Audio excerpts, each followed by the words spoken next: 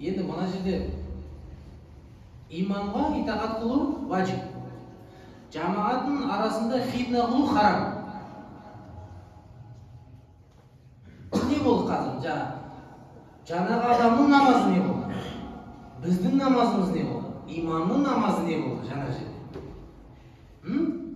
Соны қанша адамдарға кедергі қылып отыр, сол адамға күнәсі жазылады. Ол солай. Бір мұстахаб мәселесінде, абзал мәселесінде тек. Жарайды, оны көтеріңіз жарайды. Бірақ итағат қыласаса болады ғой. Бұны имам айтты, ол да аспаннан бір ойдан өзі міне түсте көріп, пайғамбардың түсінде маған амин іштен ет деп осындай дәлел айтып оқыған жоқ қой. Дұрыс па? Аяттарда хадистерден әкеліп жатыр. Болды, аят хадис әкеліп итағат қыласаң болды. Не кетесің? Үйге бар, қалай оқысын солай оқы. Сырттан айтасың ба, іштен айтасың ба? Мешітке келдің бе, мешіт заңымен жүру керек. Болды. Егер имамына итағат қыла алмасаң да, араларында фитна болады. Ауызбіршілік болмаса, фитна болады. Инна Аллаха ла юғайру ма биқаумин хатта юғайру ма бианфусихим. Алла Тағала Құранда айтады, бұл қауым дейді, өздері өзгермегенше Алла Тағала олардың халдерін өзгертпейді дейді. Аят Құранда. Өздері өзгермегенше, өздері ниет жасамайынша Алла Тағала оларды өзгертпейді. Оны қазір әркім жарайды, амин сырттан екенін біліп алды.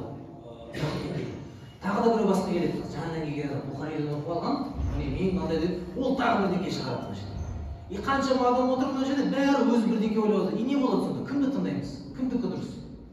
Сол үшін имам бар. Сол үшін жауапты адам. Жарайды, имамдікі дұрыс емес деп ойлайсың ба? Ол соған тапса, сол өзі жауап береді дейді. Бітті. Немесе имамды мойындамайсыңдар ма? Немесе имамды мұсылманға санамайсыңдар ма? Немесе имамды кәпір деп санайсыңдар ма? Онда мешітте не істеп жүрсіңдер деген сұрақ. Келесіңдер, артынан үйсіңдер. Аллаху акбар деген кезде рукуға барасыңдар. Аллаху акбар деген кезде имам айтқаннан кейін барып сәждеге барасыңдар. Имам айтпай тұрып бармайсыңдар ғой. Қазір имам оқымаймын десе не істейсіңдер? Ештеңе істей алмайсыңдар. Дұрыс па? Намазда имамға итағат қыласыңдар. Намаздан тыс уақытта имамға итағат қылмайсыңдар.